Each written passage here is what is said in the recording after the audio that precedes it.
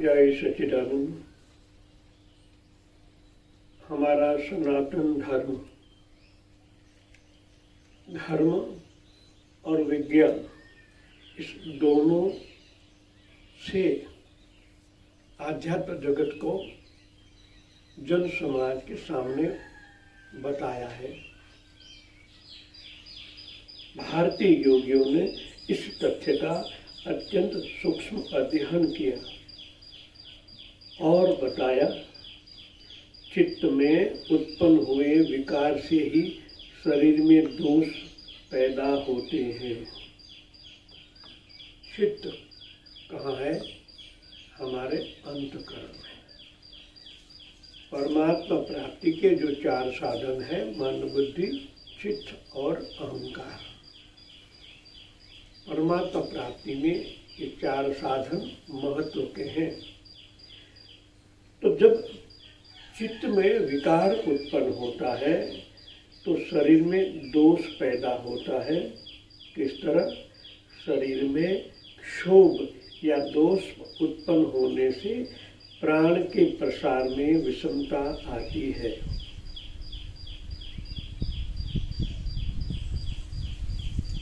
विकार यानी क्षोभ। विकार शब्द को समझना पड़ेगा। जिस तरह हमने आपका नाम दिया, आपका एक नाम से अपूर्णता से हमें समझ में आता। प्रणव की पूरी बॉडी को हम जान लेते हैं। प्रणव शब्द से पहचान हो जाती है। प्रणव शब्द से उनकी पूरी बॉडी, पूरी क्षोभ, पूरा उनके 7 शरीर, 7 चक्र से लेके हर एक की पहचान प्रणव शब्द से होती है। इसी तरह विकार से हमको मालूम पड़ता है कहीं गड़बड़ है।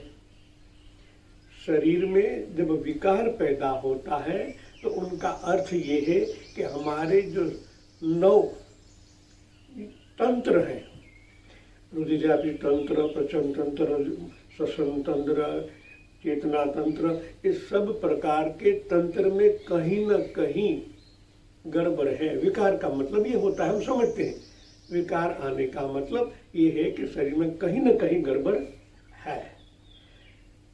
खाली शब्द के द्वारा कहीं गड़बड़ है। और विकार ऐसा होता है, शुरुआत में वो दिखता नहीं है क्योंकि उनका पैदाइशी स्थान चित्तालय है। शुरुआत में नहीं दिखता, बाद में ये सब परमाणु इकट्ठे होके अणु में रूपांतर होती है। जब आणविक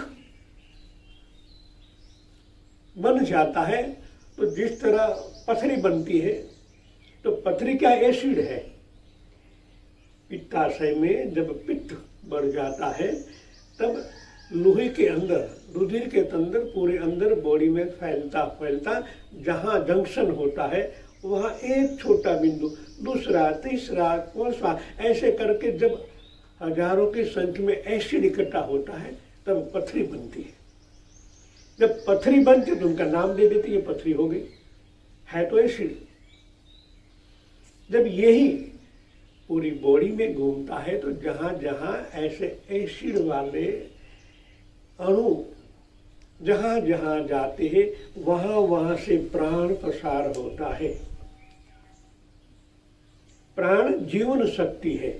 जब जीवन शक्ति में भी एसिड बन जाता है तो प्राण भी एसिड वाला होता है, वरना प्राण तो सफेद है।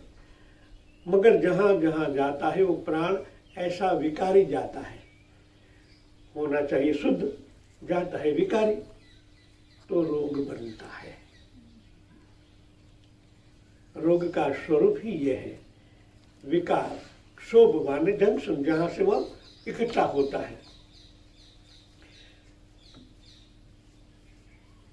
और प्राणों की गति में विकार होने से नाड़ियां के परस्पर संबंध में खराबी आ जाती है। कुछ नाड़ियां की शक्ति का तो स्राव हो जाता है, कुछ में जमाव हो जाता है।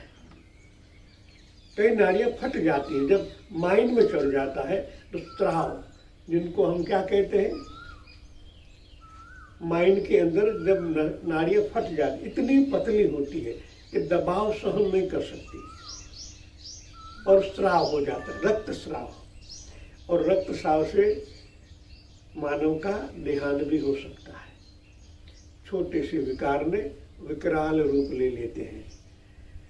आंतों में बढ़ जाती है तो आंतों के रोग होते हैं, क्योंकि वहाँ प्राण भी विषम हो जाता है। तो यहाँ हमें बहुत ध्यान रखना चाहिए। चित्त, जब मन में विकार आता है तभी चित्त के अंदर विकार पैदा होता है। प्राणों की गति में खराबी से अन्न अच्छी तरह नहीं पचता, कभी कभी अधिक पचता है। प्राणों के सूक्ष्म यंत्रों में अन्न के स्थूल कण पहुंच जाते हैं और जमा होकर सड़ने लगते हैं। उसी रोग उत्पन्न होते हैं। इस प्रकार आदि मानसिक रोग, फिर व्याधि शारीरिक रोग उत्पन्न होते हैं।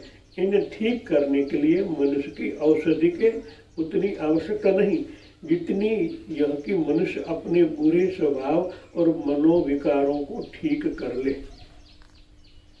जब रोग हो जाता है तब तो डॉक्टर के पास जाना पड़ता है।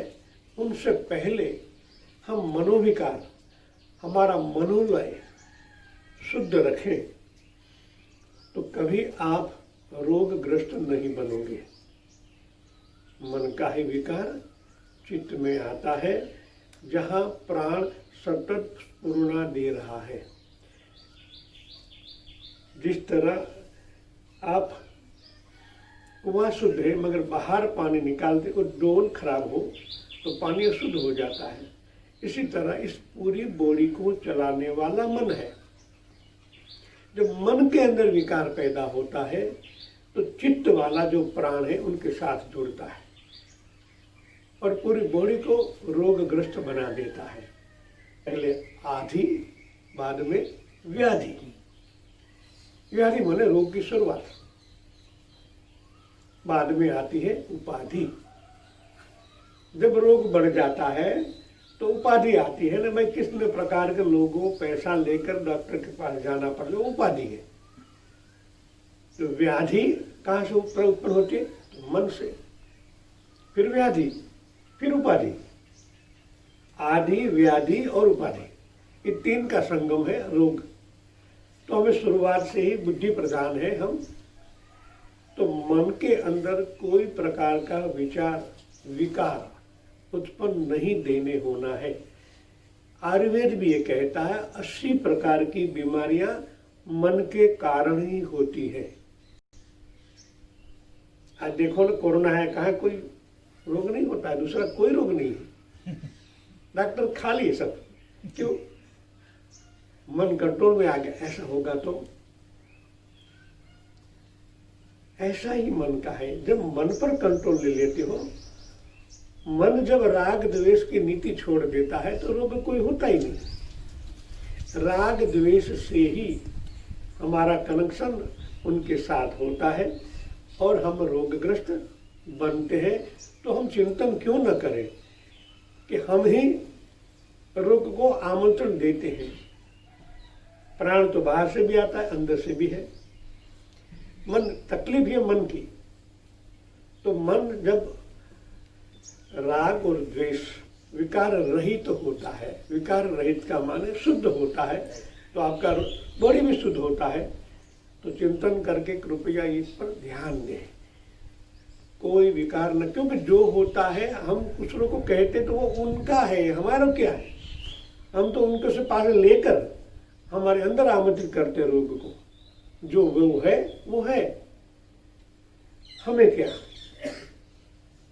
मन को कंट्रोल में रखें तो आप कभी आधि के उपार्जन नहीं करोगे तो व्याधि भी नहीं होगी, बाद में उपाधि भी नहीं होगी। जय श्री कृष्ण।